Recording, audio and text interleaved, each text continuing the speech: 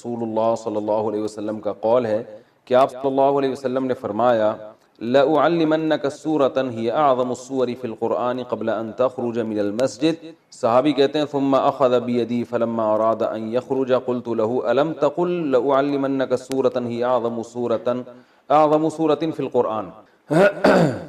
صحابی رسول کہتے ہیں نبی صلی اللہ علیہ وسلم نے فرمایا کہ مسجد میں نکلنے سے پہلے میں تمہیں ایک ایسی صورت بتاؤں گا جو قرآن مجید میں سب سے افضل صورت ہے، سب سے عظیم صورت ہے۔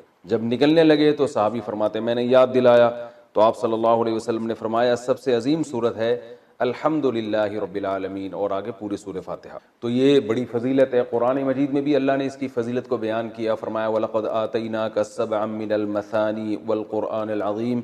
اے نبی ہم نے آپ کو 7 وہ صورتیں دی ہیں جو بار بار دہرائی جاتی ہیں اور باقی قرآن۔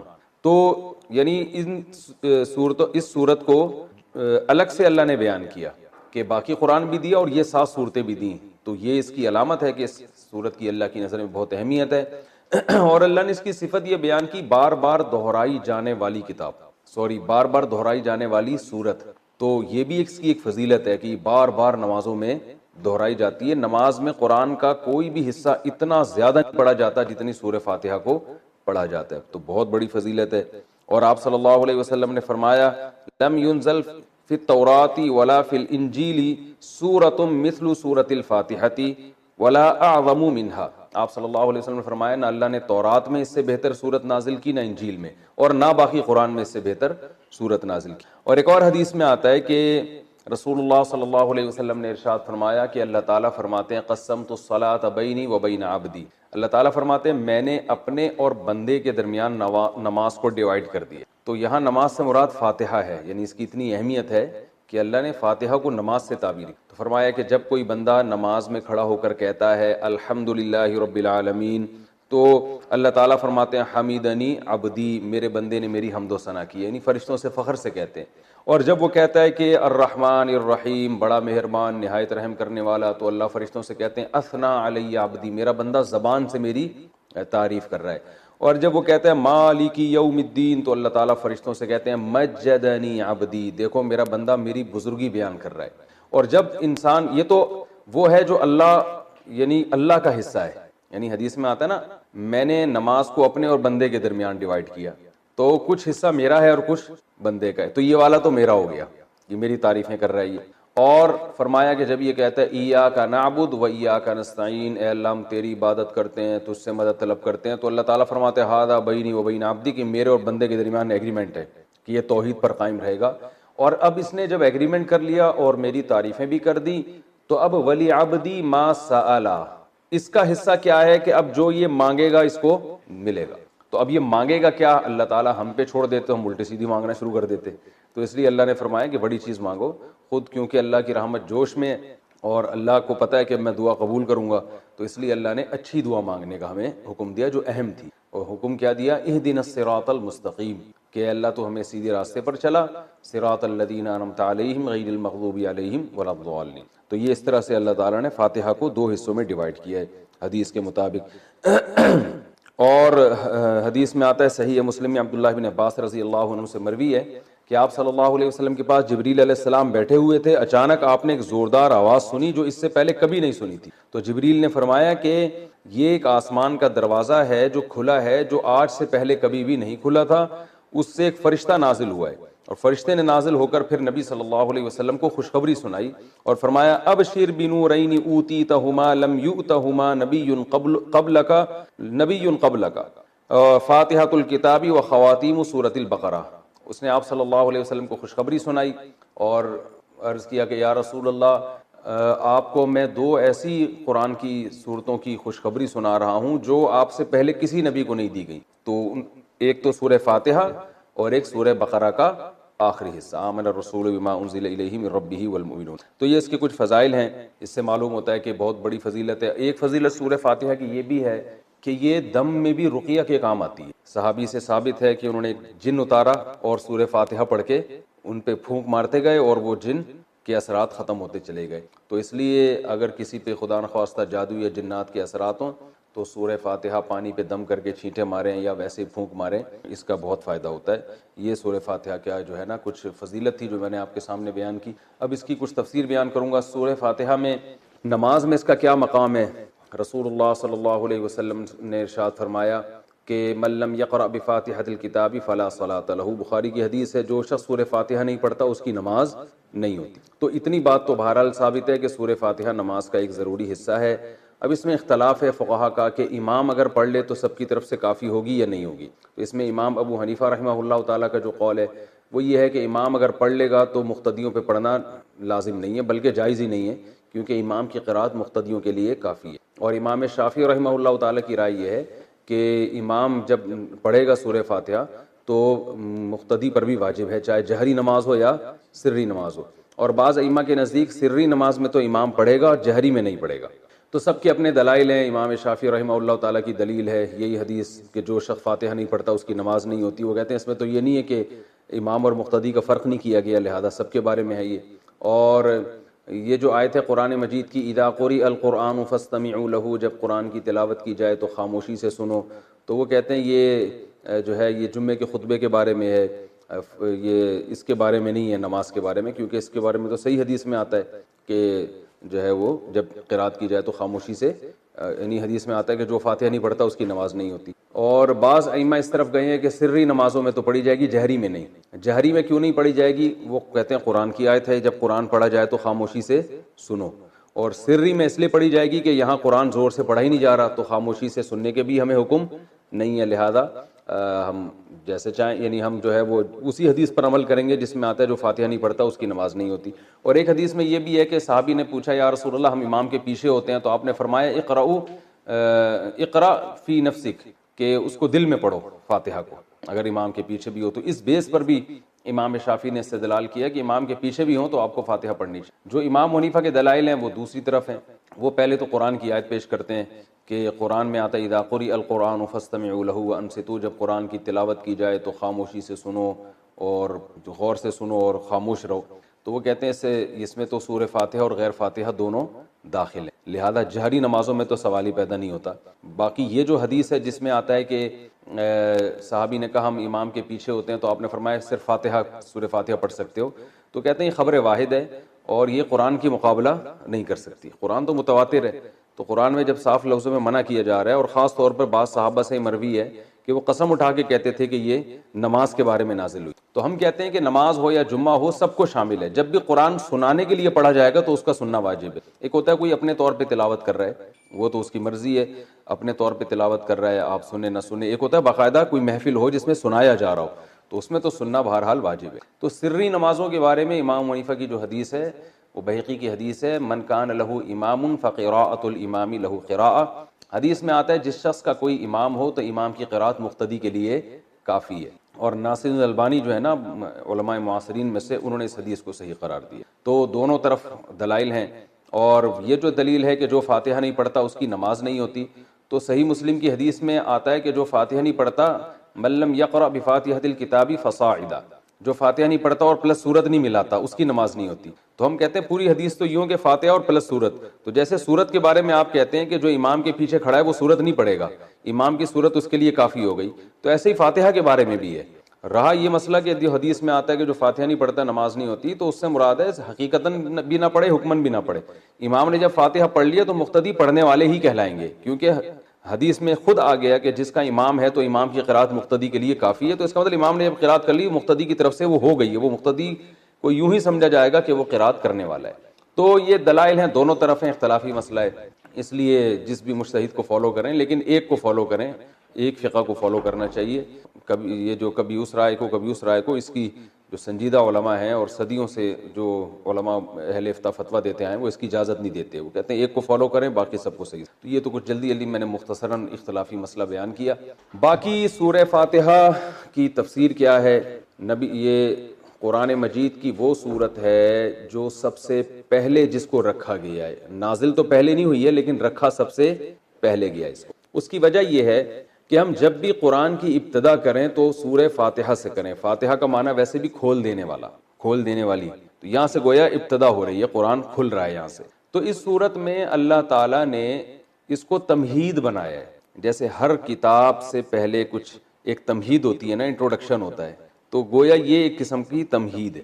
تو اللہ نے اس میں سب سے پہلے اپنا تعارف کروایا کہ الحمد للہ رب العالمین، تمام تعریفیں اللہ کے لیے ہیں جو تمام جہانوں کا پالنے والا۔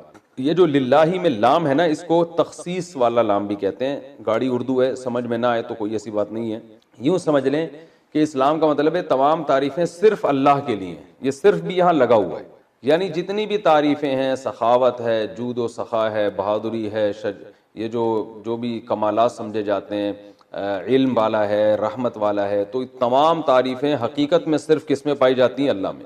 اگر انسانوں میں کوئی تعریف ہے تو اللہ کی دین سے ہے، اللہ کی عطا سے ہے، ورنہ حقیقت میں حقیقی تعریف کا مستحق تو صرف اللہ کی ذات ہے۔ تو اللہ نے اپنا تعارف کروایا رب العالمین، تمام جہانوں کا پالنے والا، اس لیے کہ جب تک آپ کے سامنے کتاب کے مؤلف کا انٹروڈکشن نہیں ہوگا آپ کتاب کو ویلیو نہیں دو گے۔ اگر آپ کے سامنے کوئی بازار میں کتاب رکھی ہوئی ہے، آپ نے دیکھا مصنف کا نام ہی سمجھ میں نہیں آ رہا، پتہ چلا جی وسیم گولے گنڈے والے نے لکھی ہے کتاب، یہ کتاب لکھی ہے وسیم گولے گنڈے والے نے، تو آپ کوئی گولے گنڈے والا تو خرید لے گا اس کو، لیکن میرا خیال ہے کوئی بھی عام آدمی، کوئی سمجھدار آدمی نہیں خریدے گا۔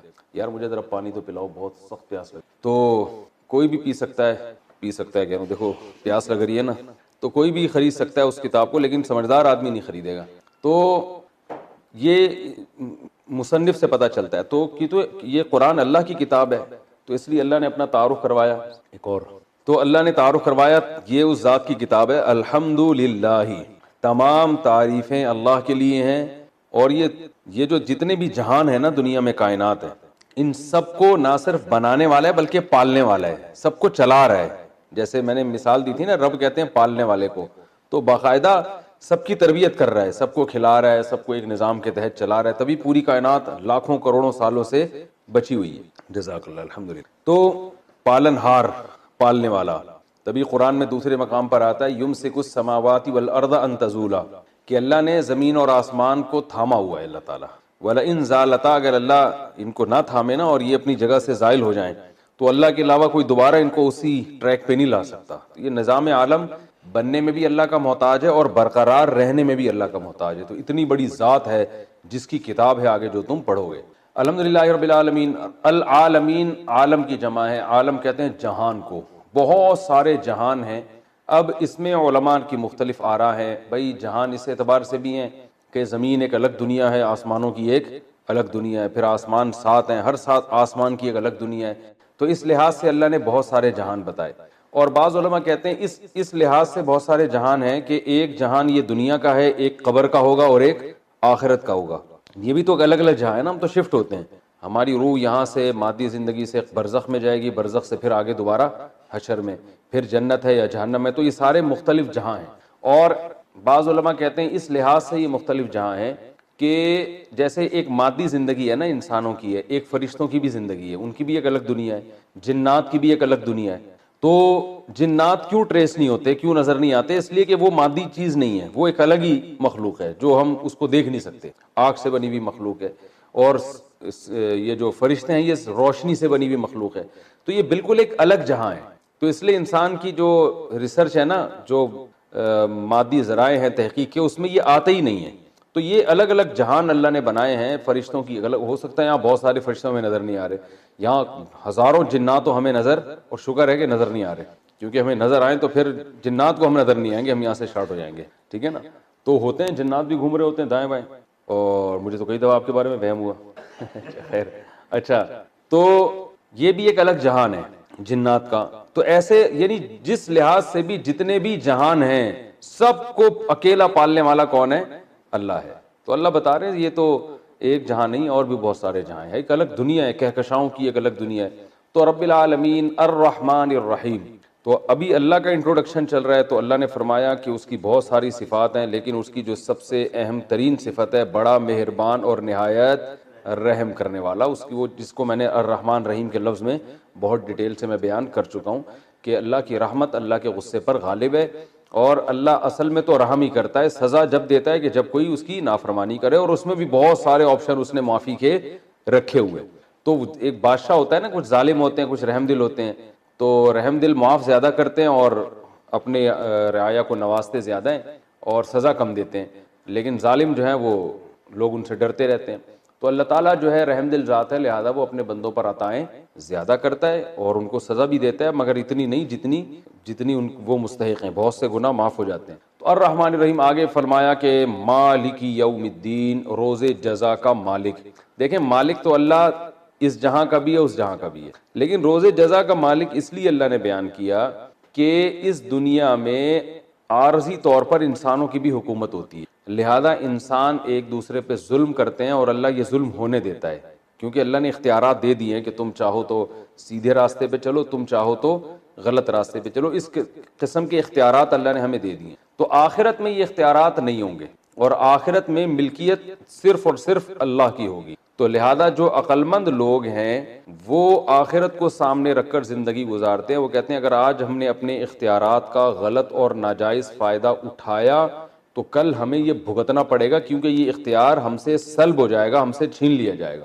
تو اس لیے اللہ نے بتایا کہ مسلمان کا عقیدہ کیا ہے کہ اللہ دنیا کا بھی مالک ہے اور آخرت کا تو تنہا مالک ہوگا، اس میں تو عارضی طور پر بھی لوگوں کو اختیارات نہیں ہوں گے۔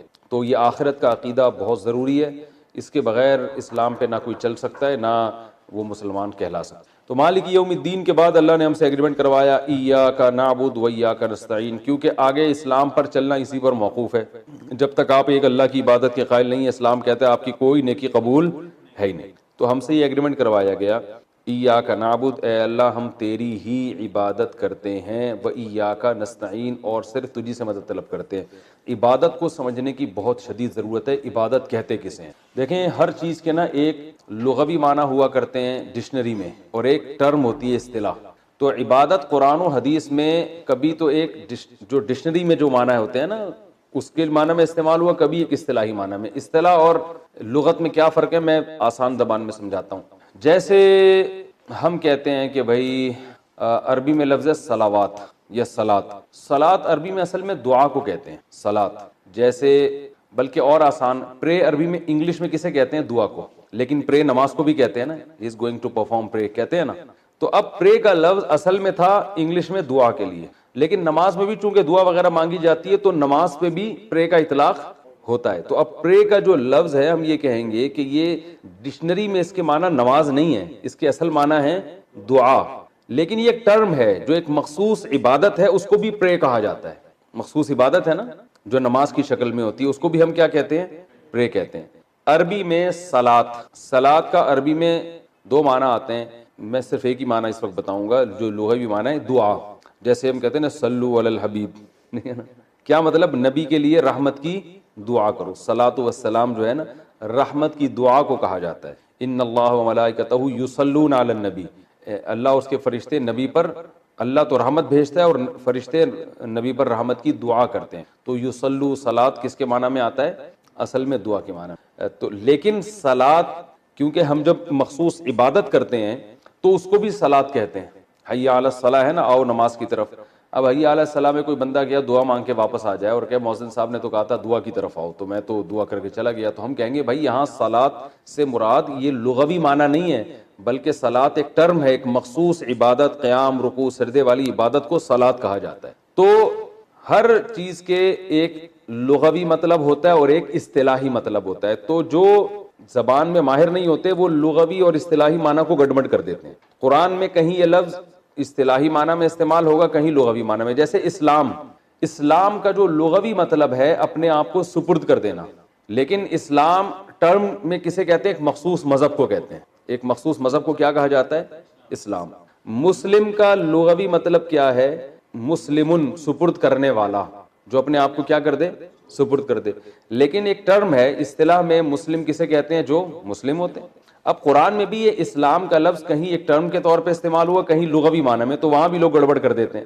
جیسے قرآن میں ایک جگہ آتا ہے، سورہ حجرات کے ذکر میں آتا ہے قالت الاعراب آمنا قل لم تؤمنوا ولکن قولوا اسلمنا، کہ دیہاتی لوگ جو ہے نا وہ منافق تھے، وہ کہتے تھے کہ ہم ایمان لے آئے، قل لم تؤمنوا ولکن قولوا اسلمنا، اے نبی آپ ان سے کہہ دیں کہ تم ایمان نہیں لائے، تم یوں کہو کہ ہم اسلام لائے ہیں۔ تو اب یہاں اسلام بھی نہیں لائے تھے نا اصل میں، تو یہاں اسلام کا معنی لغوی ہے، اصطلاحی اسلام نہیں ہے، یعنی یوں کہہ دو کہ ہم نے اپنے آپ کو سپرد کر دیا ہے۔ یعنی وقتی ظاہری طور پر ہم نے اپنے آپ کو تسلیم کر دیا، آپ کی اطاعت کر رہے ہیں، ورنہ حقیقت میں اندر سے کچھ بھی نہیں ہے. تو ایک ہوتا ہے ظاہری طور پر اپنے آپ کو یعنی کسی کے حوالے کر دینا، بھائی جیسے کہو گے ہم ویسے کہیں گے، دل میں تو ایمان ہے ہی نہیں. تو یہ اصطلاح نہیں ہے، یہ لغوی معنی ہے. تو لیکن ویسے اسلام کا کیا ہے؟ قرآن میں آتا ہے وَمَن يَبْتَغِي غَيْرَ الْإِسْلَامِ دِينًا فَلَن يُقْبَلَ مِنْهُ، جو اسلام کے علاوہ کسی اور دین کو فالو کرے گا وہ ہرگز قبول نہیں ہوگا. ایک طرف اللہ کہہ رہے ہیں تم یہ قوم اسلام لائے، تم ایمان تو لائے نہیں ہو، دوسری طرف اللہ کہہ رہے ہیں اسلام کے علاوہ کوئی دین قبول ہی نہیں ہے. تو پتہ چلا وہاں اسلام اور ایمان کا ایک مطلب ہے، یہاں اسلام اور ایمان کے الگ الگ مطلب ہیں. تو یہاں الگ الگ اس لیے کہ یہاں اسلام سے مراد، ایک آیت میں اسلام سے مراد ہے لغوی اسلام، صرف ظاہری طور پر اپنے آپ کو سپرد کر دینا، اور ایک جگہ اسلام کے ٹرم ہے جو ایک مذہب پہ جس کا اطلاق ہوتا ہے. تو یہ لغوی اور اصطلاحی معنی میں فرق نہ ہونے کی وجہ سے نا بہت لوگ قرآن میں بھی کنفیوز ہوتے ہیں، اور کہاں کی، اور یہ آج کل جو تحریفیں ہو رہی ہیں نا قرآن کی آیتوں میں وہ اسی طرح سے ہو رہی ہیں کہ ایک لغت کا معنی تھا کچھ اور اصطلاح میں کچھ اور، تو وہ اصطلاحی معنی ادھر لگا دیا، وہ والا ادھر، تو ایسے گڑبڑ کر دیتے ہیں. تو ایسے ہی خوب اچھی طرح سمجھ لیں کہ عبادت کے بھی ایک لغوی معنی ہے اور ایک اصطلاحی معنی ہے. اور قرآن و سنت میں کہیں عبادت لغوی معنی میں استعمال ہوا یہ لفظ، کہیں اصطلاحی معنی میں. تو عبادت لغت میں کہتے ہیں غلامی، کسی کی بھی آپ غلامی اختیار کریں گے تو آپ اس کی عبادت کرنے والے کہلائیں گے. یعنی عبادت سے مراد جس کو لغت میں ڈکشنری میں عبادت کہتے ہیں غلامی، تبھی عربی میں عبد کہتے ہیں غلام کو. آتا نا بنی عبد فلاں کا غلام تھا، پہلے غلام ہوا کرتے تھے تو عبد کہتے تھے غلام کو. حالانکہ عبادت جو ٹرم ہے اس معنی میں تو کسی کا غلام بننا جائز ہے ہی نہیں، وہ تو شرک ہو جائے گا. لیکن ایک جو ٹرم کے علاوہ جو لغوی معنی میں عبادت ہے وہ کسی کی بھی آپ غلامی اختیار کر سکتے ہیں. تو عبادت کے جو لغوی معنی ہیں وہ ہیں کسی کی غلامی اختیار کرنا. اور عبادت کے اصطلاحی معنی کیا ہیں؟ تو عبادت کی جو اصطلاحی تعریف ہے وہ پہلے عربی میں بتا دیتا ہوں، آپ بے شک اردو میں یاد کر لیے گا. العبادت عبارت عن الاعتقاد بأن للمعبود سلطة غیبیة یقدر بها على النفع والضرر بدون سبب فكل دعاء وثناء وتعظیم ينشأ من هذا الاعتقاد فهي عبادہ. مشکل ہے، اردو میں سمجھاتا ہوں کہ آپ جب کسی کے بارے میں یہ کانسیپٹ ہو، آپ کا یہ عقیدہ ہو کہ فلاں ذات، چاہے وہ کوئی بھی ہو، فلاں ذات کو یہ قدرت اور طاقت حاصل ہے کہ وہ مجھے جب چاہے فائدہ اور جب چاہے نقصان پہنچا سکتا ہے، اور فائدہ اور نقصان پہنچانے کے لیے وہ کسی ریزن کا، سبب کا محتاج نہیں ہے. لاجک نہیں چاہیے اس کو کوئی. کسی کے پاس بھی ایسی قدرت ہے تو جس کے بارے میں یہ نظریہ ہوگا کہ جس کو یہ قدرت حاصل ہے تو اس کی زبان سے یا اپنے باڈی سے اس عقیدے کے ساتھ جو تعظیم ہوگی یہ والی تعظیم عبادت کہلائے گی. سمجھ رہے ہیں؟ مثال کے طور پر آپ اپنے ابا کے سامنے دو زانوں بیٹھے ہوئے ہیں تمیز سے، یہ تعظیم ہے نا ابو کی. جیسے ہم نماز میں بیٹھتے ہیں نا ایسے احتیاط کی شکل میں آپ اپنے والد محترم کے سامنے ایسے تمیز سے بیٹھے ہوئے ہیں، جو کہ آج کل بیٹھنا لوگوں نے چھوڑ دیا ہے، لیکن آپ اتفاق سے تمیز سے بیٹھے ہوئے ہیں.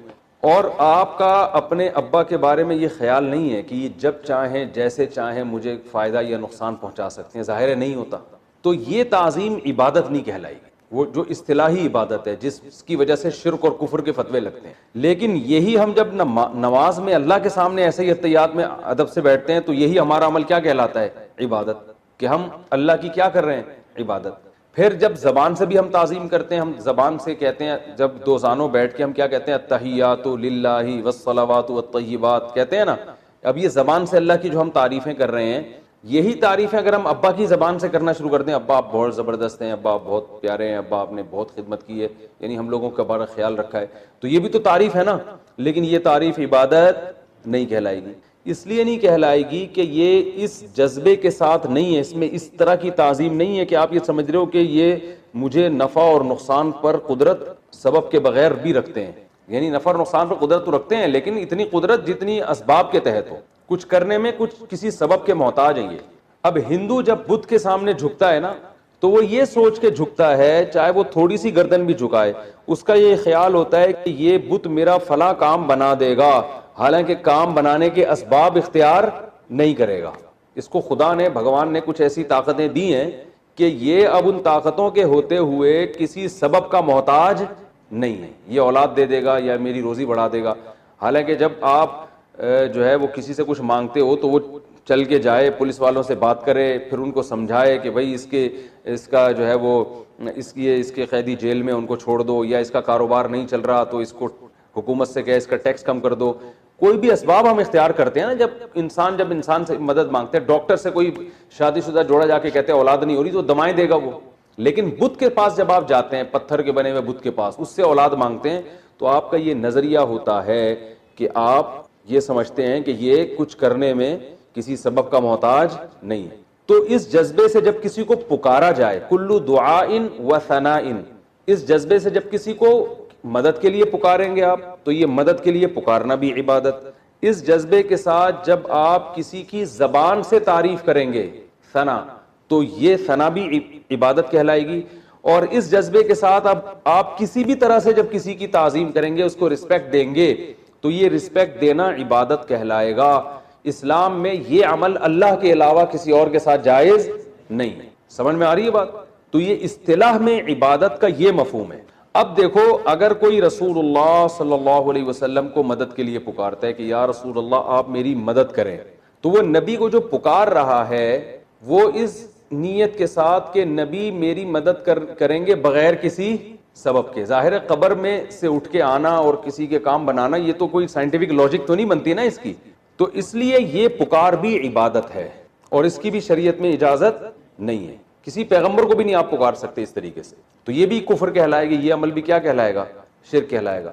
بعض لوگ یہ کہتے ہیں کہ اللہ نے نبی کو اختیارات دیے ہیں, نبی ان اختیارات سے یہ کام کریں گے. تو قرآن میں جگہ جگہ اس کی نفی ہے کہ اللہ نے کسی کو اس قسم کے اختیارات نہیں دی, کیونکہ جو مشرکین بتوں کو پکارتے تھے نا, وہ یہ کہتے تھے کہ جو اوپر جو بھگوان ہے یا جو خدا ہے یا جو اللہ ہے اس نے ان بتوں کو اختیارات دیے ہوئے ہیں. تو قرآن نے یہی کہا ہے کہ تمہارے پاس کیا دلیل ہے کہ اللہ نے ان کو اختیارات دیے ہیں؟ تو پتھر کی بنی ہوئی چیزیں, ان کو تو نہ چل سکتے ہیں نہ ہاتھ سے کچھ پکڑ سکتے ہیں, تو کچھ بھی نہیں, کسی کو اللہ نے نہیں دی. اللہ نے اسباب سے ہٹ کے کام کرنے کا اختیار اللہ نے سارا اپنے پاس رکھا ہے. اس میں کسی پیغمبر کو, کسی فرشتے کو, کسی انسان کو شریک کیا ہی نہیں ہے. یہ سب کچھ اللہ کے ہاتھ میں. تو اس لیے اصطلاح والی عبادت وہ اللہ کے علاوہ کسی اور کی جائز نہیں ہے. ہاں ویسے ہم کہہ سکتے ہیں ہم نبی صلی اللہ علیہ وسلم کے غلام ہیں, اس لحاظ سے ہم سب عبد ہیں. اور عربی میں جو عورت ہوتی ہے وہ اس کو امہ کہتے ہیں. امہ کا مطلب جو باندھی ہو, جو عبد کا معنی غلام اور امہ کا معنی باندھی. تو یہ انسانوں کے بھی ہوتے ہیں, تو غلام تو کوئی بھی, ہم اپنے والدین کے غلام ہیں, کہتے ہیں نا ہم بھائی ہم جو ہے نا اپنے اساتذہ کے غلام ہیں, ہم بزرگوں کے غلام ہیں. تو یہ غلامی عبادت نہیں ہے, کیونکہ اس میں جب آپ کسی کی تعظیم, اور یہ تعظیم عبادت, یہ تعظیم بھی عبادت نہیں ہے. آپ کسی بزرگ کے سامنے سجدہ بھی کر لو اگر, تو اس عمل کو عبادت نہیں کہیں گے. ہاں گناہ ضرور کہیں گے کہ شریعت نے اتنی بڑی تعظیم سے منع کیا ہے. بھائی تعظیم کی بھی کچھ حدود ہے نا, تمیز سے بیٹھ گئے دو زانوں, چلو کبھی پاؤں چومنا بھی سمجھ میں آتا ہے, لیکن آپ اس کے سامنے سر رکھ کے سجدہ کرو تو یہ عمل شرک نہیں کہلائے گا, بلکہ یہ عمل ناجائز تعظیم. شرک اس لیے نہیں کہلائے گا کہ آپ کا یہ عقیدہ تھوڑی ہے کہ آپ کی بگڑی بنا سکتا ہے. تو آپ جب اس کی تعظیم کر رہے ہو تو یہ تعظیم عبادت نہیں کہلائے گی, بس تعظیم برائے تعظیم کہلائے گی. اور اگر حدود سے تجاوز ہے اس تعظیم میں تو گناہ کہیں گے, شرک نہیں کہیں گے, گناہ کہیں گے. تو اسی وجہ سے کہ شریعت میں کسی اور کے سامنے سجدہ کرنے کی اجازت نہیں ہے. تو اس لیے علماء کہتے ہیں سجدے کی دو قسمیں ہیں, ایک وہ سجدہ جس سے انسان کافر ہو جاتا ہے, اور ایک وہ سجدہ جس سے کافر تو نہیں بلکہ گنہگار ہوتا ہے. تو جیسے قبروں کو یا بزرگوں کو کوئی اگر سجدہ کرتا ہے تو اگر عبادت کی نیت سے کرے گا تو کافر ہو جائے گا, صرف تعظیم کی نیت سے کرے گا تو کافر نہیں ہوگا. تو وہ فرق کیا عبادت کی نیت اور تعظیم میں؟ بھائی عبادت میں یہ جذبہ ہوتا ہے کہ یہ جو ہے نا میری بگڑی بنا سکتا ہے, یہ اس کو اختیارات حاصل ہیں, یہ مجھے روزی دے سکتا ہے, مجھے اولاد دے سکتا ہے. اس جذبے کے ساتھ سجدہ کریں گے تو کافر ہو جائیں گے. اور اس جذبے سے کے بغیر ویسے ہی کسی کی عقیدت محبت میں آ کے آپ اس کے سامنے زمین پہ سر رکھ دیتے ہو تو یہ عمل گناہ کبیرہ تو ہے, مگر اس سے انسان کافر نہیں ہوتا, کیونکہ کافر ہوتا ہے غیر اللہ کی عبادت سے, اور یہ عمل عبادت نہیں. تو یہ عبادت خوب اچھی طرح سمجھ گئے نا عبادت کا مطلب کیا ہے. تو اب عبادت کے مختلف ارکان ہیں, مختلف اقسام ہیں کہ کون کون سی تعظیمیں ہیں جو لوگ کر رہے ہیں مختلف, وہ میں بتاتا ہوں. پہلے میں عبادت کا جو لغوی معنی ہے اس معنی میں بھی قرآن میں عبادت کا لفظ استعمال ہوا ہے. جیسے قرآن میں آتا ہے وما خلقت الجن والانس الا لیعبدون, میں نے انسان اور جنات کو اس لیے بنایا تاکہ وہ میری غلامی کریں. تو یہاں عبادت سے اصطلاحی عبادت مراد نہیں ہے بلکہ کیا ہے؟ لغت میں غلامی. تو ہماری پیدائش کا بنیادی مقصد یہ تھا کہ جو اللہ کہے ہم اس پر عمل کریں. لہذا اللہ جب عبادت کا کہے گا تو ہم عبادت کریں گے, جب عبادت سے منع کرے گا تو ہم منع ہو جائیں گے. اب دیکھیں, جب عبادت سے منع کرے گا تو ہم رک جائیں گے, تو وہ عمل بھی عبادت کہلائے گا, حالانکہ ہم عبادت نہیں کر رہے.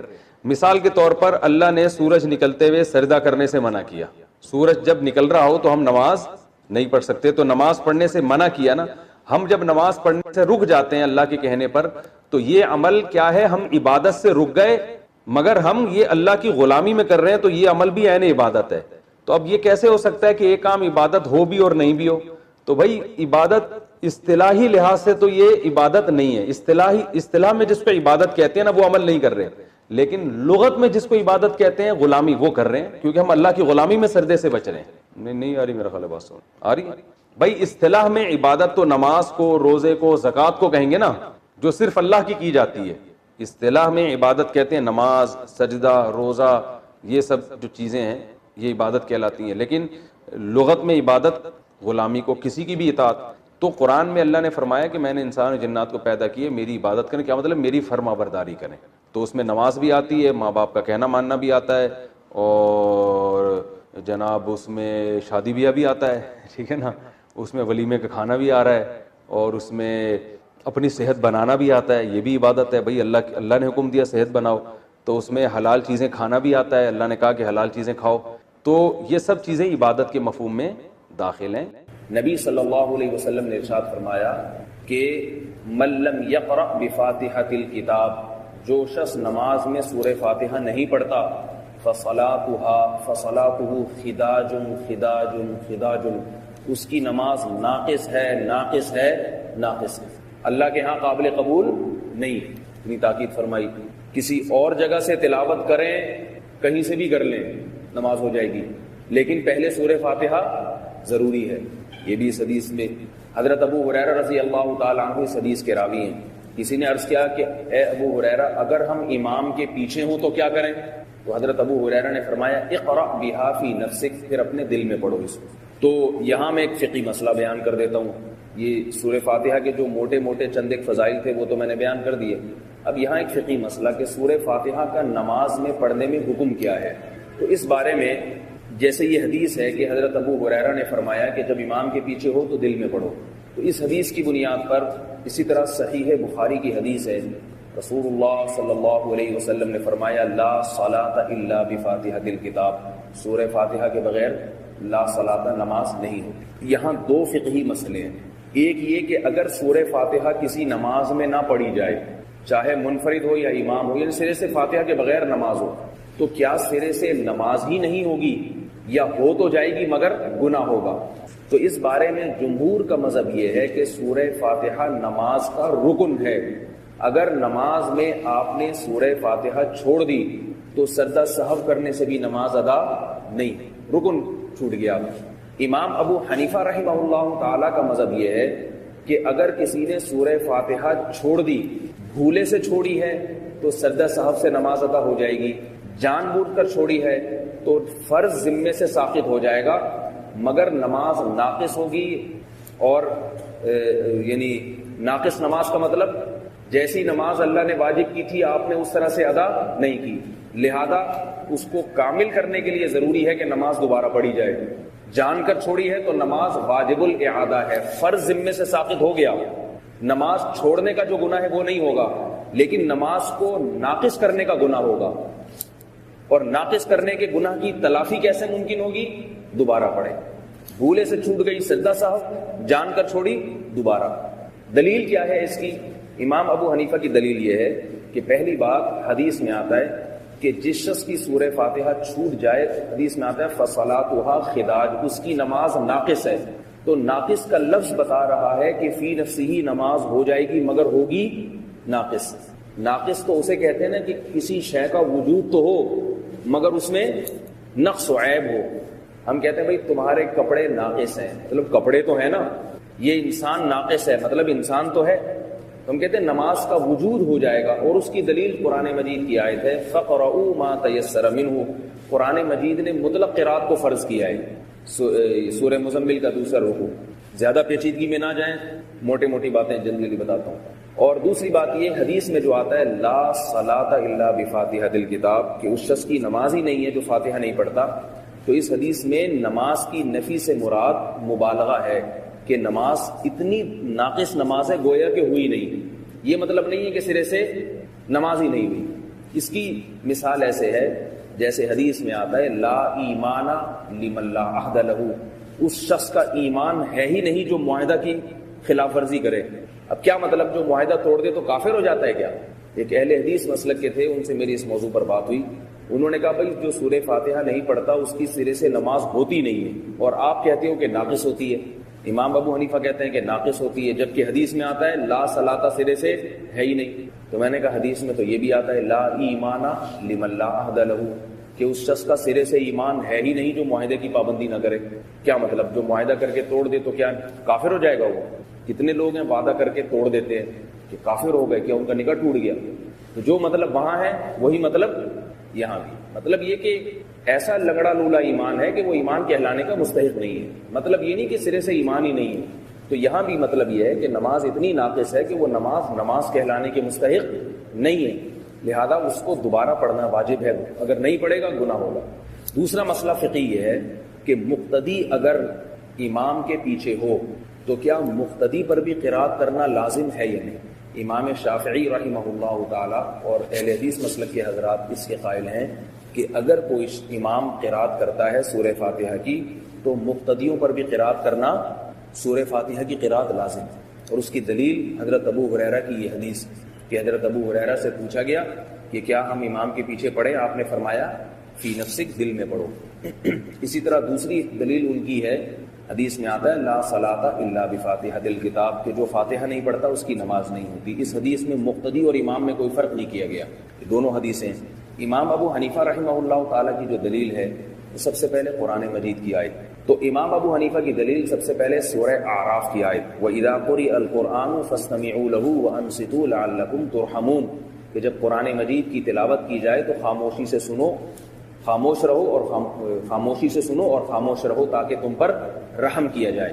اہل حدیث حضرات اس کا جواب یہ دیتے ہیں کہ یہ تو مکہ میں نازل ہوئی ہے اور یہ تو غیر مسلموں کے بارے میں ہوئی ہے کہ جو قرآن مجید میں خلل پیدا کرتے تھے. تو یہ بات غلط ہے, اس لیے کہ لعلکم ترحمون, تاکہ تم پر رحم کیا جائے. یہ رحم کا لفظ بتا رہا ہے کہ یہ اہل اسلام کے بارے میں. دوسری بات یہ کہ اگر کوئی آیت کسی خاص موقع پر نازل ہو تو اس کا یہ مطلب نہیں ہوتا کہ وہ اسی موقع کے ساتھ خاص ہے, بلکہ ایک قاعدہ ہے فقہ کا, تفسیر کا, العبرۃ لعموم الالفاظ لا لخصوص الموارد. اعتبار ہوگا ان الفاظ کا, اس شان نزول کا نہیں ہوگا جس موقع پہ نازل ہوئی ہے. الفاظ میں عموم ہے تو سب مراد ہوں گے. اور عبداللہ ابن مسعود رضی اللہ تعالیٰ عنہ قسم اٹھا کے بتاتے تھے کہ ہم نماز میں امام کے پیچھے تلاوت کرتے تھے تو یہ صورت نازل ہوئی. خطبے کے بارے میں بھی نازل ہوئی ہے کہ خطبے میں امام تلاوت کرتا ہے تو آپ خاموشی سے سنیں. تو یہ سب کو شامل ہے. تو سب سے پہلی دلیل قرآن مجید کی آیت ہے. دوسری دلیل صحیح مسلم کی حدیث ہے. نبی صلی اللہ علیہ وسلم نے فرمایا انما جعل الامام لیؤتم بہ, امام کو امام اس لیے بنایا جاتا ہے کہ اس کی اقتدا کی جائے. فَإِذَا كَبَّرَ فَكَبِّرُوا, جب امام تکبیر کہے تم بھی تکبیر کہو. وَإِذَا قَرَأَ فَأَنصِتُوا, جب قراءت شروع کرے تو خاموش ہو جاؤ. وَإِذَا قَالَ وَلَا الضَّالِّينَ, جب وَلَا الضَّالِّينَ کہے قُولُوا آمین تو آمین کہو. اب اس میں کہیں بھی نہیں ہے کہ امام کے پیچھے تم ہو تو تم بھی فاتحہ پڑھو, یہ کہیں بھی نہیں, بلکہ بتایا جا رہا ہے امام نے کیا کرنا ہے اور تم نے کیا کرنا ہے. یہ حدیث ہے. اسی طرح ایک اور حدیث ہے, مسند احمد کی روایت ہے, رسول اللہ صلی اللہ علیہ وسلم نے فرمایا من کان لہ امام, یہ بالکل واضح صریح حدیث ہے جو جہری نمازوں کو بھی شامل ہے اور سری نمازوں کو بھی. حدیث میں آتا ہے نبی صلی اللہ علیہ وسلم نے فرمایا من کان لہ امام فقراءۃ الامام لہ قراءۃ, جس شخص کا کوئی امام ہو تو امام کی قراءت مقتدیوں ہی کی قراءت ہے. کیا مطلب, جب امام ہے تو امام جب قراءت کرے گا تو مقتدیوں کے لیے وہ کافی ہو جائے گی. تو اس سے پتہ چلا کہ یہ جو حدیث ہے کہ جو سورہ فاتحہ نہیں پڑھتا اس کی نماز نہیں ہوتی, اس سے مراد کیا ہے کہ جس نماز لا صلاۃ الا بفاتحۃ الکتاب, کہ اس فاتحہ کے بغیر نماز نہیں ہوتی. اس کا مطلب کیا ہے کہ من حیث الصلاۃ, جو نماز ہے نا اس میں فاتحہ کا وجود ضروری ہے.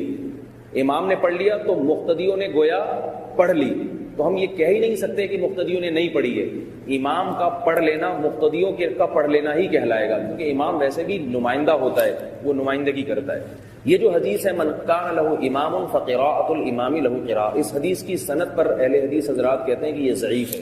بعض حضرات نے بھی اعتراض کیا ہے. میں لمبے چوڑے دلائل میں نہیں جاؤں گا، لیکن اگر اس حدیث کی سند کے جتنے طریقے ہیں ان تمام کو سامنے رکھا جائے تو یہ حدیث صحیح قرار پاتی ہے. اور اس کی گواہی اہل حدیث کے بڑے عالم علامہ ناصر الدین البانی رحمہ اللہ تعالی، جو عرب میں ایک بہت بڑے عالم تھے، سلفی تھے، حنفی بھی نہیں تھے، انہوں نے گواہی دی ہے کہ اس حدیث کو صحیح کہنا غلط، ضعیف کہنا غلط ہے، یہ حدیث صحیح ہے. سمجھ میں آ رہی بات کہ من کان لہ امام فقراءۃ الامام لہ قراءۃ. تو یہ تو تھی سورہ فاتحہ سے متعلق فقہی احکام جو اختلافی ہیں. تو اسی وجہ سے امام ابو حنیفہ کا مذہب یہ ہے کہ جب آپ امام کے پیچھے ہوں، چاہے جہری نماز ہو، زور سے تلاوت ہو رہی ہو یا آہستہ، آپ امام کے پیچھے خاموشی سے کھڑے رہیں گے.